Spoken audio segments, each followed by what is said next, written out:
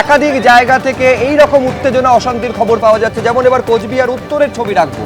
এই বিধানসভা এলাকায় তৃণমূল প্রার্থীর সঙ্গে বিজেপি কর্মীর বচসা। বড় রাংরাস এলাকার 32 নম্বর বুথ, সেখানে পার্থপ্রতিম রায়ের সঙ্গে বিজেপি প্রার্থীর এই নিয়ে বচসা। অভিযোগটা হচ্ছে এইটা যে ডিলিটেড ভোটারকে নিয়ে ঘুরছিলেন পার্থপ্রতিম রায়, এমনটা অভিযোগ বিজেপি কর্মী। ওর ইন্টেনশন বুঝে গেছি, এখন পাকামি মারতে হবে না।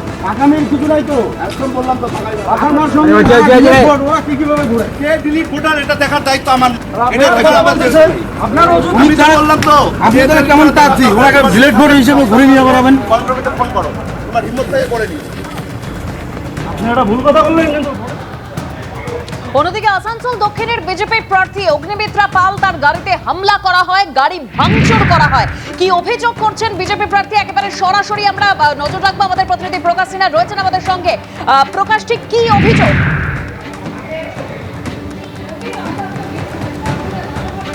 দেখেন, প্রথমেই তোমাকে ছবি দেখাবো। সকাল থেকেই অগ্নিমিত্রা পাল বিভিন্ন বুথে ঘুরছিলেন এবং আমরা দেখলাম যে রহমতনগর এলাকায় বুথের বাইরে এই ঘটনা ঘটেছে এবং তুমি সেই ছবি দেখতে পাচ্ছ।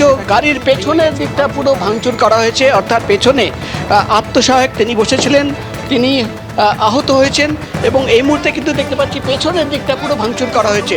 এবং এই গাড়ি আমরা দেখতে পাচ্ছি অগ্নিমিত্রা পাল তিনি সামনের দিকে বসে রয়েছেন, তার সঙ্গে একটু কথা বলার আমরা চেষ্টা করব। দিদি, এই যে ভাঙচুর, আপনি তো রহমতনগর গিয়েছিলেন, কিভাবে কি হলো?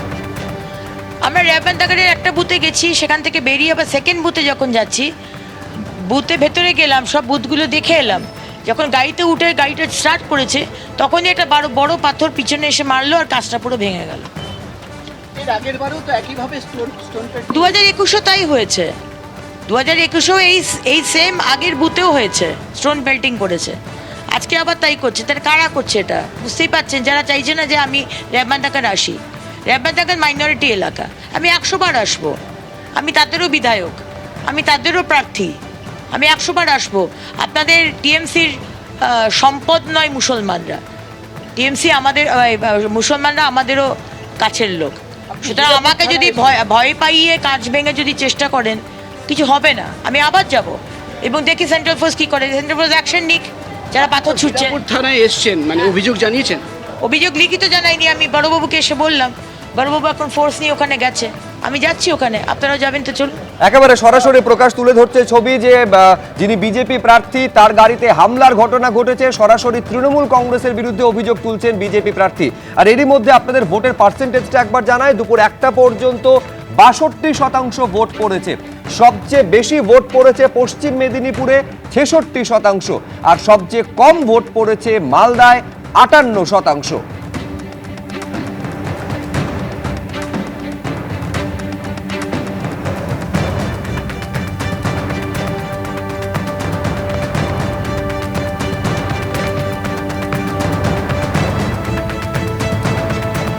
এবিপি আনন্দ, এগিয়ে থাকে, এগিয়ে রাখে।